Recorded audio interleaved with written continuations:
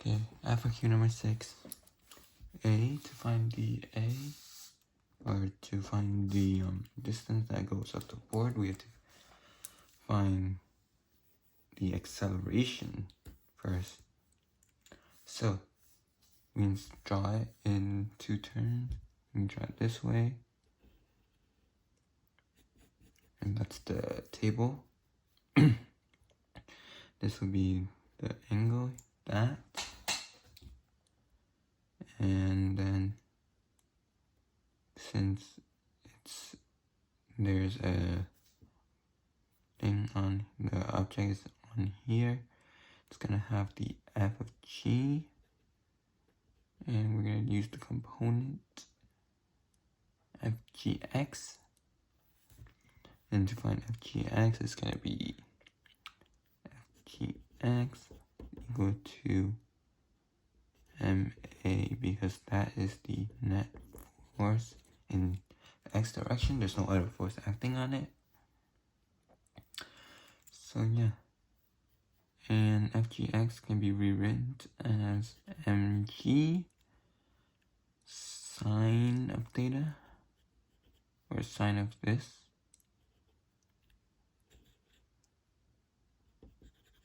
and the n cancels out, so the acceleration of the object is going to be g sine of this angle. And so for number 1, the angle theta is known, and so we have to measure the distance up the board. So this, if we try it like a regular kinematics problem, we would need to find the h max, right? This would be h max. So then we can use the h max formula for part A, and h max is going to be equal to v0, which is vi squared sine theta, sine squared theta over 2a, and that is derived from the common form. From common form, you get that. And so we can just plug a as g sine this angle. It would be 0 squared sine squared theta, and 2g sine of this angle. Wrong angle, that's not theta.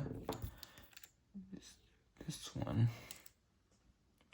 And that's gonna be the expression used to find the distance up the board. So delta y.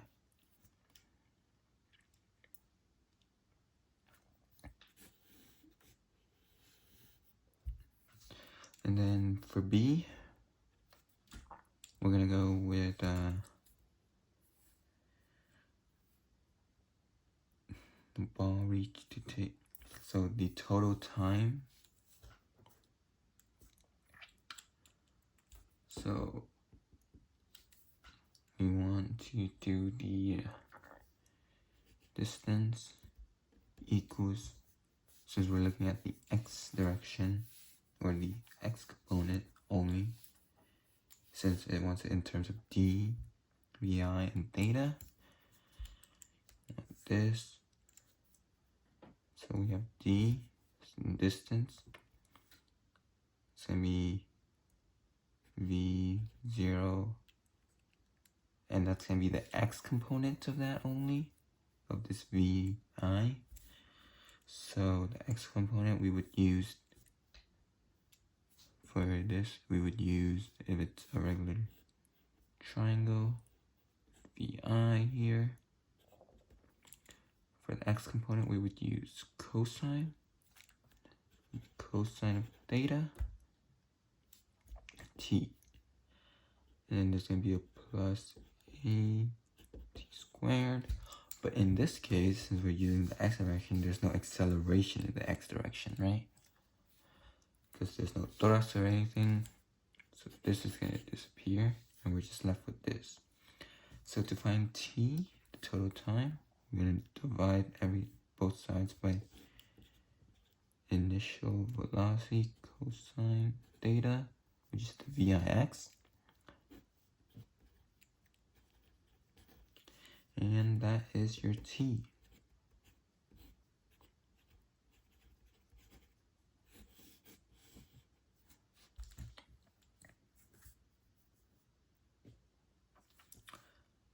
Okay, A and B are done. Now we go on to C. How long does it take to reach max height? Well, we can use the function, the velocity function in this case, to find when velocity, because velocity up here is going to be 0, right?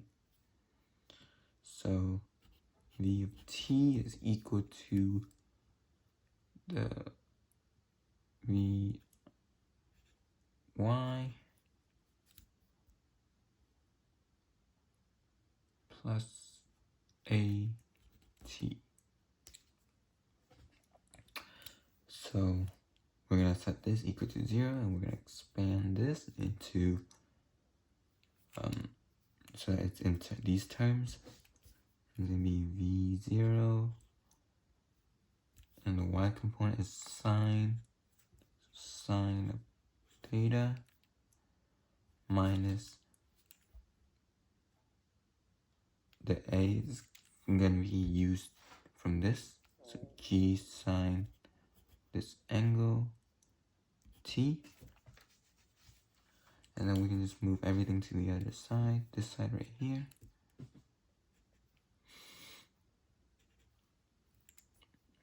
So then it's going to be v0 sine theta over g sine theta equals t. And that is true.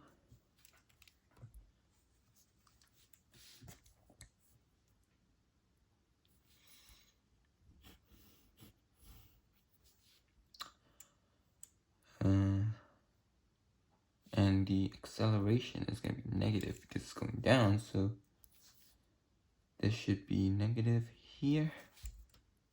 Acceleration towards the ground, and that's the negative direction.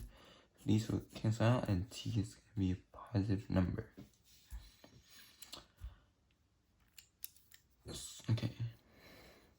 D. For part D, we're going to have to, since this time is the time to reach the maximum height, if you look at a regular thing, the time it takes for it to go up here is the time it takes for it to go down here, right? So in this case, D, the answer to D would just be 2 times that time max, or time of max height, right? 2m would be the total time it takes to go here, right? Because this would be tm, this would be 2tm. Okay. E.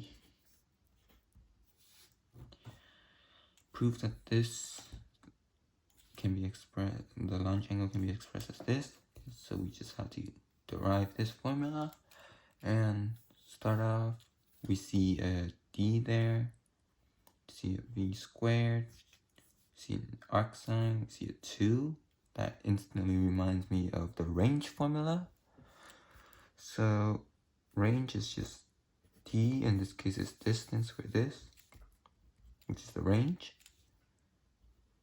And that's going to be equal to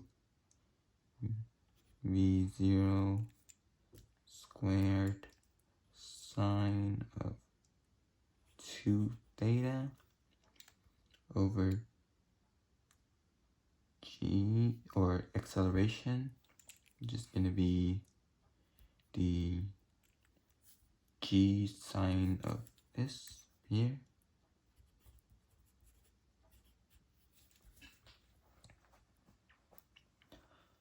And yeah, so we're just gonna simplify or isolate for theta. Multiply g sine this angle to both sides. We're gonna have d g sine this.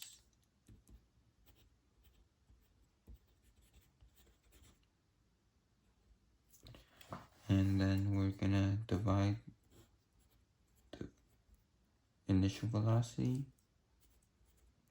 squared. And then to move the sine over, we're gonna multiply both sides by the arc sine.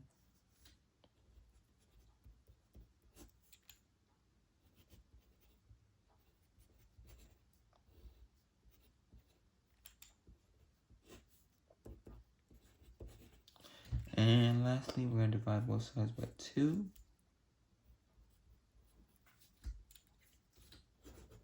And theta is, in fact, 1/2 sine, the arc sine of dg sine this angle over v squared.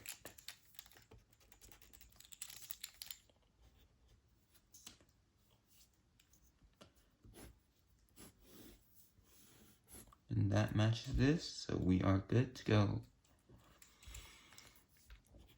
F, well, if this angle is increased, what part A of change?